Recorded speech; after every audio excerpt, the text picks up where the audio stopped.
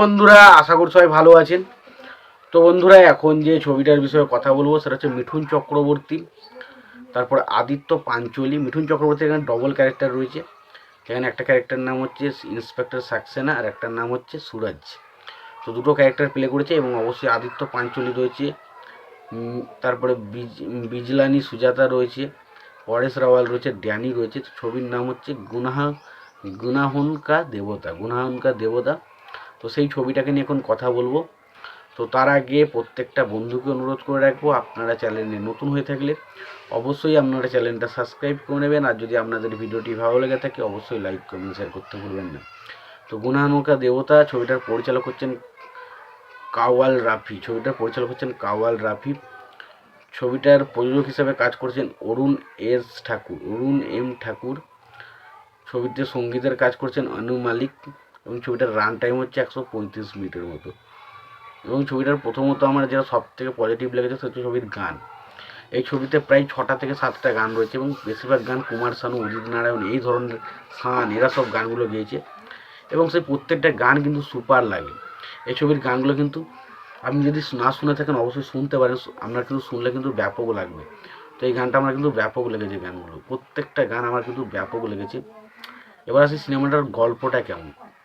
তো গল্পটা দেখা যায় যে ইন্সপেক্টর সাক্সেনা অর্থাৎ এখানে মিঠুন চক্রবর্তীর বাবার যে ক্যারেক্টারটা, সে একজন সৎ অনেস্ট পুলিশ অফিসার। সে সবসময় সৎ কাজকর্ম বা জীবনযাপন নিয়ে সে ব্যস্ত থাকে এবং এই সৎ কাজকর্মের কারণে তাকে কিন্তু একটা বিভিন্ন রকম ক্ষতির সম্মুখীন হতে হয় এবং একটা টাইমের পর তাকে একটা বিনা কারণে একটা মিথ্যে কেসের দায়ে তাকে ফাঁসিয়ে দেওয়া হয় এবং তাকে জেলে পাঠিয়ে দেওয়া হয়।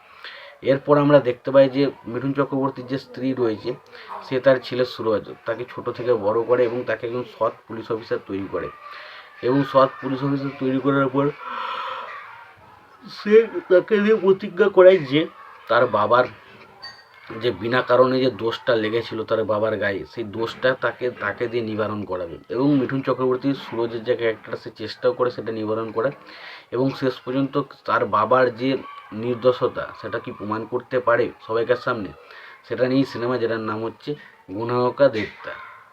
তো খুবই ভালো একটা সিনেমার মধ্যে অ্যাকশন ভরপুর রয়েছে। মিঠুন চক্রবর্তীর সিনেমা, সেই সিনেমাতে অ্যাকশন রয়েবে না এটা তো হতেই পারে না। মিঠুন চক্রবর্তীর সিনেমায় অ্যাকশন ব্যাপক আছে, প্রচুর অ্যাকশন রয়েছে ছবির মধ্যে। কিন্তু ডায়লগগুলো খুব ভালো। ছবির মধ্যে যে রোম্যান্টিক দৃশ্যগুলো ছবির মধ্যে ফুটে ওঠে সেগুলো কিন্তু বেশ ভালো লাগে। ছবিতে ভিলেনের ক্যারেক্টার ড্যানি জাস্ট আউটস্ট্যান্ডিং কাজ করেছে। পাশাপাশি ছবির যে মূল স্তম্ভটা যেটা সৃষ্টি সেটা হচ্ছে ব্যাকগ্রাউন্ড স্কোর। এই ছবির ব্যাকগ্রাউন্ড স্কোর কিন্তু আমার কিন্তু বেশ মজা লেগেছে। ছবির ব্যাকগ্রাউন্ড স্কোর কিন্তু বেশ ভালো।